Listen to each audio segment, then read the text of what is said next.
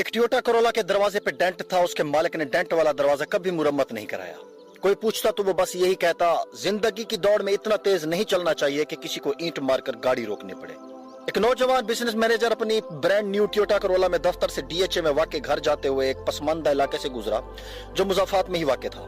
अचानक उसने एक छोटे बच्चे को भागकर सड़क की तरफ आते देखा तो गाड़ी आहिस्ता कर दी, मगर फिर भी उसने बच्चे को कोई चीज उछालते देखा। ठक की आवाज के साथ एक ईंट उसकी नई गाड़ी के दरवाजे पर लगी थी। उसने फौरन ब्रेक लगाई और गाड़ी से बाहर निकलकर दरवाजा देखा जिस पर काफी बड़ा डेंट पड़ चुका था। उसने गुस्से से उबलते हुए भागकर ईंट मारने वाले बच्चे को पकड़ा और जोर से झंझोड़ा। अंधे हो गए हो पागल की औलाद, तुम्हारा बाप इसके पैसे भरेगा। वो जोर से धाड़ा और कहा, मुझे कुछ नहीं पता, मैं क्या करूं। मैं हाथ उठाकर भागता रहा मगर किसी ने गल नहीं सुनी। उसने टूटी फूटी उर्दू में उसे समझाने की कोशिश की। उधर मेरा अब्बा गिरा पड़ा है, बहुत वजनी है, मुझसे उठ नहीं रहा था, मैं क्या करता सही। तो उसने उसके साथ थोड़ा दूर जाके देखा तो एक माजूर शख्स औंधे मुंह मट्टी में पड़ा हुआ था और साथ ही एक व्हील चेयर गिरी पड़ी थी।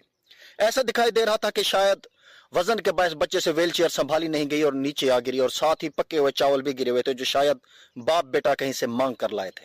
उसे मामला समझ आ गया और अपना गुस्से पर बहुत निदामत महसूस हो रही थी। उसने अपने सूट की परवाह किए बगैर उसको व्हील चेयर पे बिठाया। बच्चे के बाप की हालत गैर थी और चेहरों पर खराशे के निशान भी थे। वो भागकर अपनी गाड़ी तरफ गया और बट्टे में से 50,000 निकाले और कपकपाते हाथों से माजूर की जेब में डाल दिए। फिर टिश्यू पेपर से उसकी खराशों को साफ किया और व्हील चेयर को धकेल कर ऊपर ले आया। उसका बाप मुसलसल आसमान की तरफ हाथ उठाते हुए नौजवान को दुआएं दे रहा था। नौजवान ने बाद में खैराती इदारे के ताउन से झुग्गी में रहने वालों के लिए एक झुग्गी स्कूल भी खुलवा दिया और आने वाले सालों में वो बच्चा बहुत से दूसरे बच्चों के साथ पढ़ लेकर जिंदगी की दौड़ में भी शामिल हो गया। वो टोयोटा करोला उसके पास मजीद 5 साल रही, ताहम उसने डेंट वाला दरवाजा मुरम्मत नहीं कराया। कभी कोई उससे पूछता तो वो बस यही कहता, जिंदगी की दौड़ में इतना तेज नहीं चलना चाहिए कि किसी को ईंट मारकर गाड़ी रोकनी पड़े। ऊपर वाला कभी हमारे कानों में सरगोशियां करता है और कभी हमारे दिल से बातें करता है।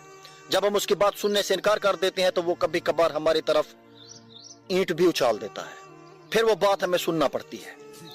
हम जहां मुलाजमत, बिजनेस, खानदान, बीवी, बच्चों की खुशियों के लिए भागे जा रहे हैं, वहीं हमारे आसपास बहुत सी गूंगी चीखें और सरगोशियां बिखरी पड़ी हैं।